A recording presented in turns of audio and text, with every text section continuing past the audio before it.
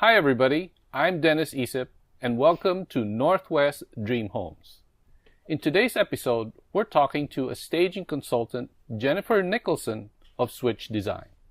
Jennifer, how are you doing today? Good, thanks Dennis. Thanks for having me out today. Good. So can you tell us a little bit about yourself and your business? Sure. My name is Jennifer Nicholson. I'm the owner of Switch Design Company.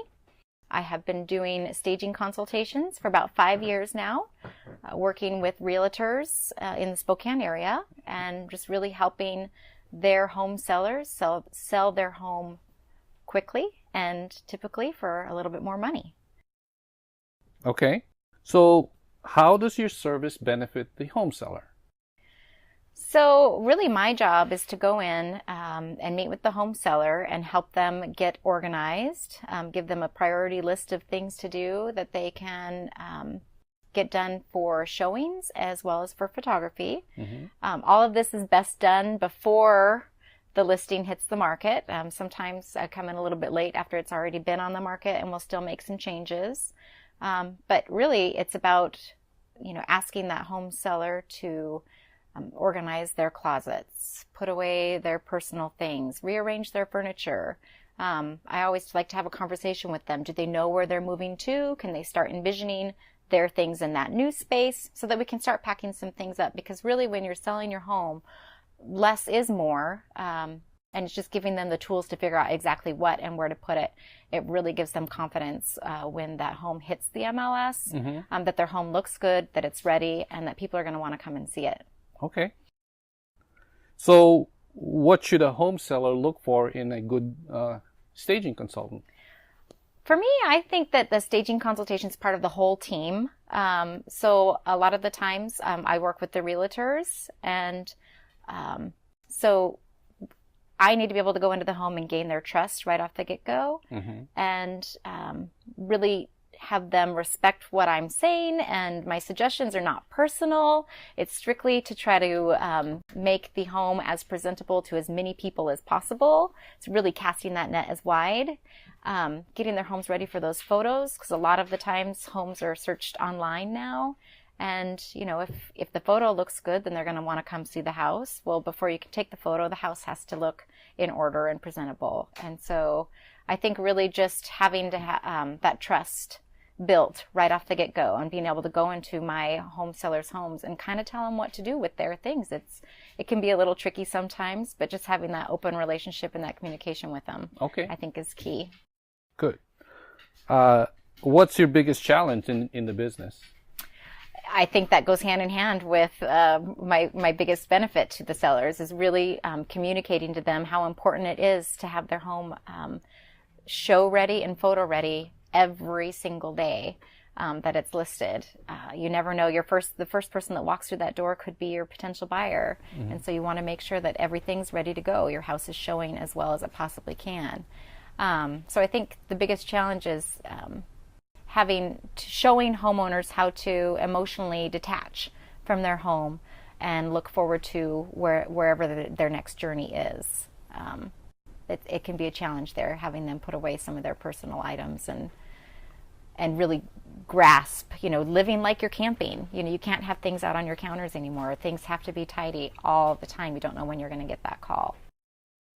My designated broker always tells me about playing the good cop versus bad cop role, mm-hmm. and that we should, as the listing realtor, that we should stay within that good cop realm and let the stager be the bad cop.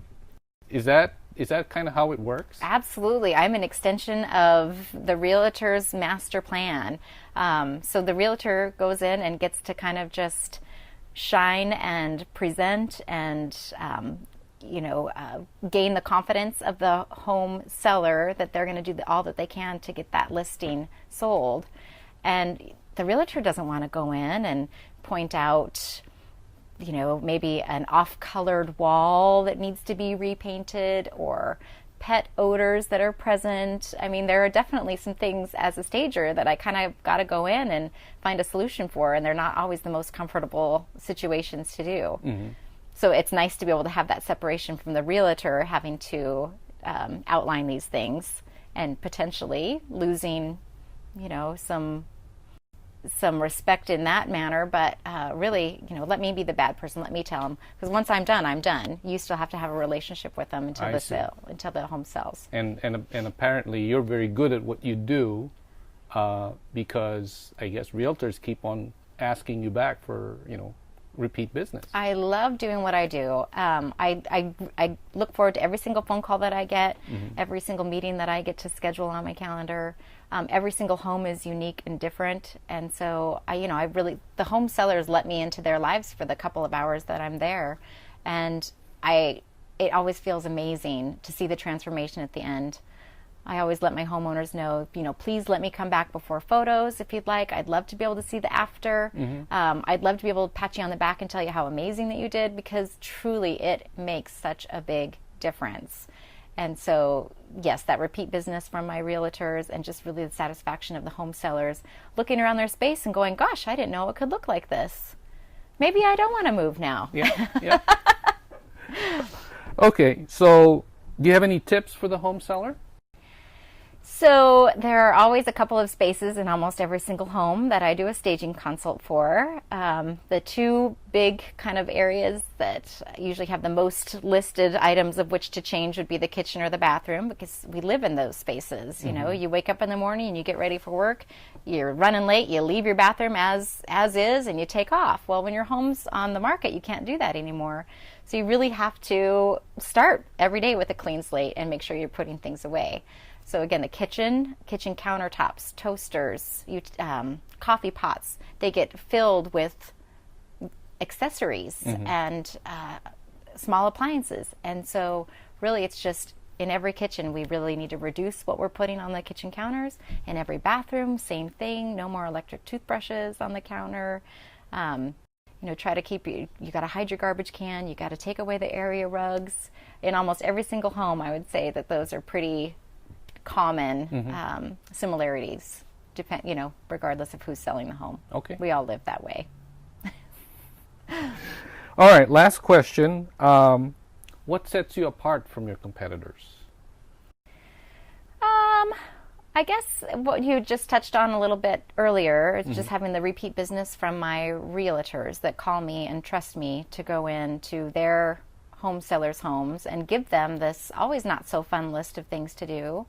I think, I love doing what I do. I'm passionate about it. I'm passionate about my sellers. My goal is to help them get that house show ready and listed and off the market as quickly as possible so that they can move on to their next adventure. And, I don't have an opportunity to run into a lot of other stagers. We work pretty independently. I think if you're truthful and honest and, can get that communication point across to your sellers and motivate them to do it, then I think that you're going to do a great job as a stager. Okay, very good. Well, thank you for this opportunity. You really appreciate what you do for realtors and their sellers. Well, thanks for having me here today. I love what I do. It's all part of the complete package in getting your home ready for sale. So making sure that your home that already looks good ultimately looks better and sells quicker. Okay. Thanks again. Thank you. Well, ladies and gentlemen, that concludes our episode for today on Northwest Dream Homes. We'll see you next time.